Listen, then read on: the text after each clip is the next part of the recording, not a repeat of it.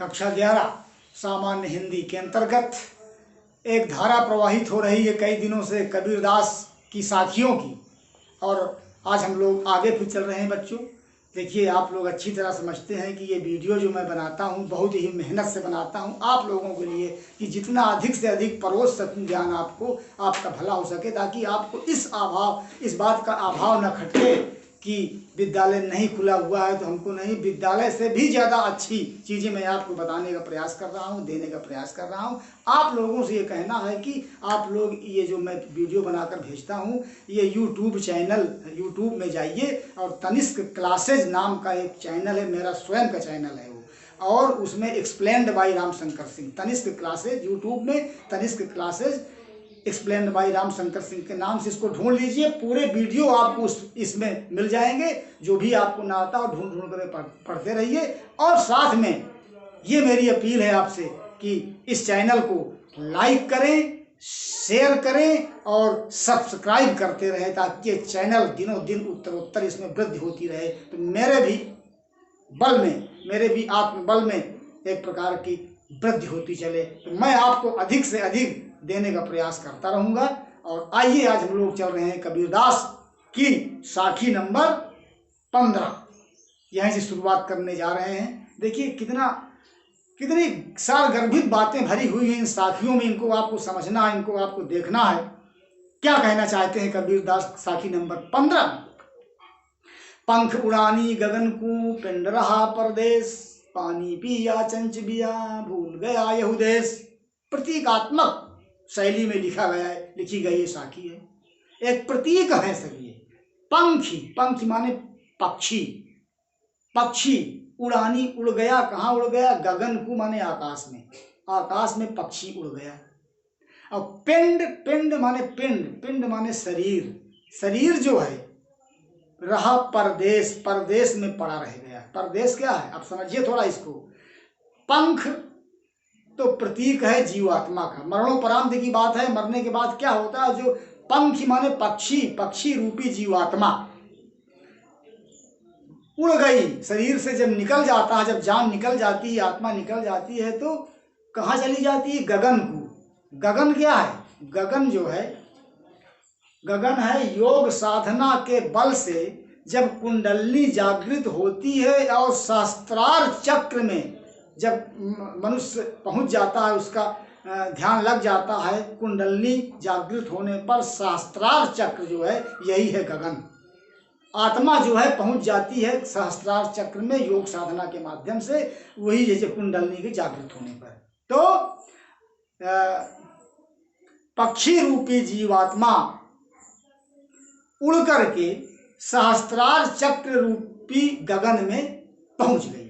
और पिंड रहा परदेश, ये भौतिक शरीर रूपी पिंड, परदेश माने ये संसार जो है, संसार क्या है? परदेश है, हमारा आपका देश नहीं है। कहा जाता है कि हमारा देश, हमारी दुनिया है, कोई किसी का नहीं है।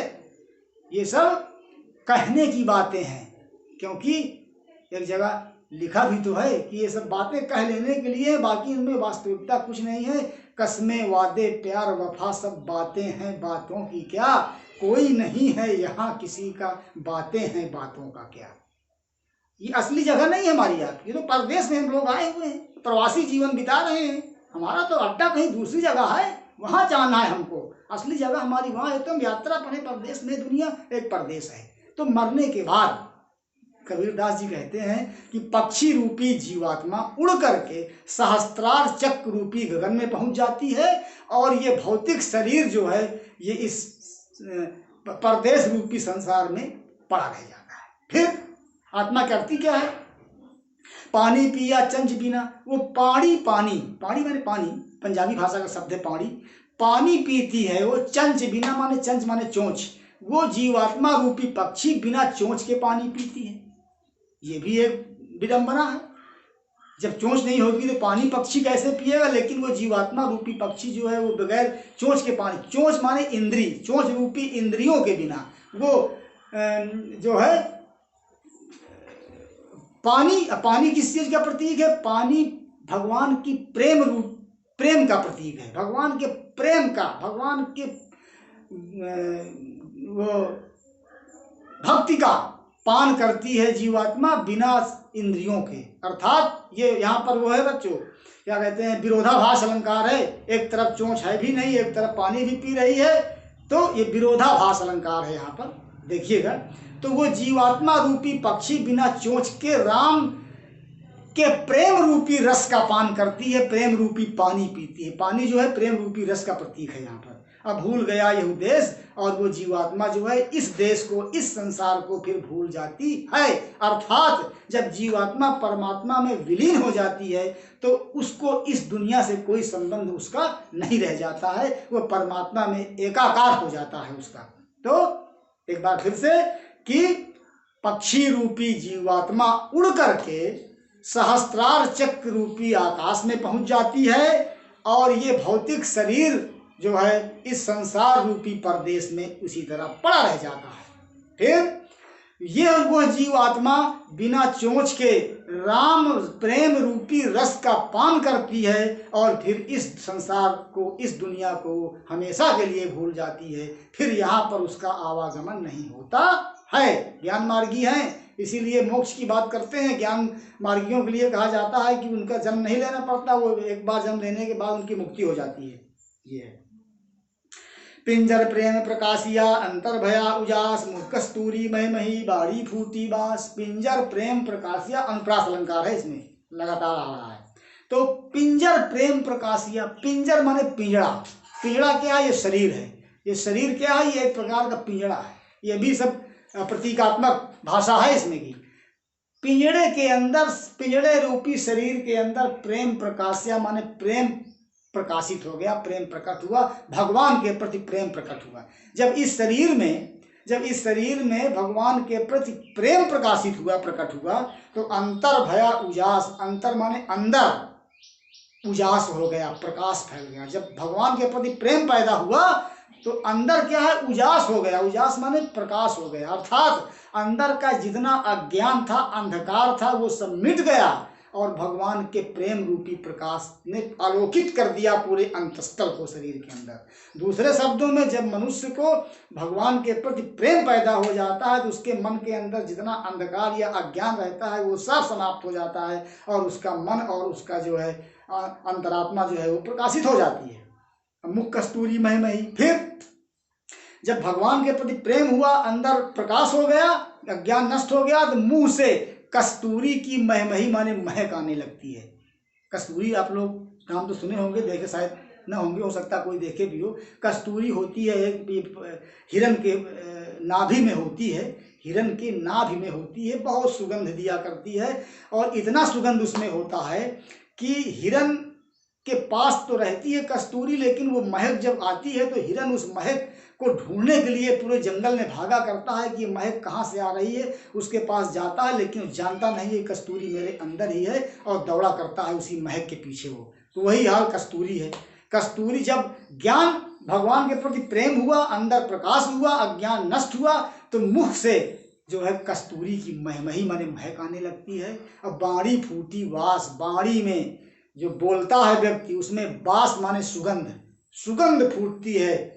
क्यों? कि अब कुछ अज्ञान है ही नहीं है। जो भी बाड़ी निकलेगी, जो भी बाड़ी फूटेगी, उसमें से सुबास निकलती है, सुगंध निकलती है, मुंह से कस्तूरी की महक निकलती है। अंदर जो है अंधकार समाप्त हो जाता है, प्रकाश हो जाता है। कब? जब भगवान के प्रति मनुष्य के अंदर प्रेम पैदा हो जाता है, तब।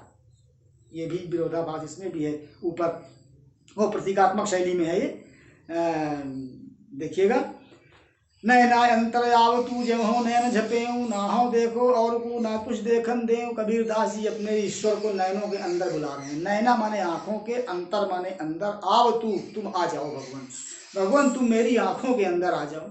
ज्यों हो नैन झपेऊ, जैसे ही मैं नैनों को झपेऊ माने बंद करूं, जब मैं जब आँखों को जैसे ही बंद करूं, तुम मेरी आँखों के अंदर भगवान आ जाओ। मैंने बताया था एक दिन और कि भक्त लोग जो होते हैं, या तो भगवान को बसाते हैं अपने हृदय में, और या बसाते हैं अपनी आँखों के अंदर। मैंने बताया था कि मीराबाई श्री कृष्ण की भक्त थी, उन्होंने कहा था कि बसो मेरे नयनन में नंदलाल। वही हाल कबीर दास जी इसमें कहने जा रहे हैं। भगवान नैना अंदर आओ, तू मेरी आँखों के अंदर तुम आ जाओ। ज्यों हाँ, जैसे ही मैं नैन झपेऊं, अपनी नैनों को, आंखों को बंद करूं। फिर क्या है, ना हम देखो और को, ना माने नहीं, हम माने मैं, देखूंगा और को माने और दूसरे को, मैं और दूसरे को फिर नहीं देखूंगा, ना तुझ देखन देऊं और ना भी तुमको भी देखने दूंगा। एकाधिकार, कबीरदास जी भगवान के अपने आराध्य देव के ऊपर एकाधिकार स्थापित करते हैं कि मैं अपने आँखों के अंदर भगवान को बसा लूँगा और आँखें बंद कर लूँगा। बंद करने के बाद फिर मैं किसी दूसरे को देखूँगा ही नहीं और ना भगवान को किसी को देखने दूँगा। एकाधिकार। जब जीवात्मा जो है परमात्मा के प्रति लगाव पैदा हो जाता है, प्रेम पैदा हो जाता है, तो वो अपने भगवान को एकाधिकार में बांध कर रखना चाहती है। वही है तो वो आँखों के अंदर बसा करके कबीरदास जी अपने ईश्वर को फिर उसी में मस्त रहना चाहते हैं, केवल उसी को देखना चाहते हैं और फिर दूसरा नहीं। कबीर हरि रस यो पिया, बाकी रहे न थाक, पाका कलश कुम्हार का, बहुत न चढ़ी चाक। कबीरदास जी कहते हैं कि मैंने हरि का रस इतना पी लिया, हरि रस, हरि के प्रेम का रस, भगवान के प्रेम का रस, ईश्वर के प्रेम का रस इतना पी लिया कि बाकी रही न था की। अब मेरी था की माने थकान अब बाकी नहीं रह गई, शेष नहीं रह गई। जो थकान थी मेरे अंदर अभी तक, वो सब थकान दूर हो गई, क्योंकि मैंने हरि के प्रेम रस इतना पी लिया। पाका कलश कुम्हार का उपमा देने जा रहे हैं कि जैसे पक जाने पर, पाका माने पक जाता है, कलश माने घड़ा, कुम्हार का, कुम्हार घड़ा बनाता है, बनाने के बाद आवा में उसको पकाता है, पक जाता है आग में तप करके। तो पाका कलश कुम्हार का, कुम्हार का जब कलश पक जाता है, जब घड़ा पक जाता है आवा में, तो बहुर न चढ़ाई चाक, फिर से वो चाक के ऊपर नहीं चढ़ाया जाता है। चाक क्या है, वही जो बनाने वाला होता है, कुम्हार जिसमें बनाया करता है घड़ा, घूमा करता है चाक, वो कच्चा घड़ा बनाता है, बाद में उसको आवा में पकाता है। तो घड़ा जब पक जाता है तो पकने के बाद फिर वो आवा के ऊपर नहीं चढ़ाया जाता है। वही हाल कबीरदास जी कहते हैं कि जब मुझको भगवान के प्रेम का रस इतना मैंने पी लिया है, तो मुझको अब दूसरे रस की कोई आवश्यकता ही नहीं है, क्योंकि मैं अब पूरी तरह से संतुष्ट हो गया हूँ, संतृप्त हो गया हूँ। अब मेरे अंदर कोई न चीज़ की इच्छा है, न किसी चीज़ की आकांक्षा है, क्योंकि मैं पक चुका है, मेरा प्रेम उसी प्रकार से पक चुका है। जैसे कुम्हार का घड़ा पक जाता है तो दोबारा चाक पर नहीं चढ़ता है, उसी प्रकार से प्रेम रस पीने के बाद मुझको अब किसी दूसरे रस की आवश्यकता नहीं है। बच्चों, आज यहीं तक इनका अच्छी तरह से अध्ययन करिए, इनको लिख लीजिए और फिर इसके बाद हम लोग आगे चलेंगे।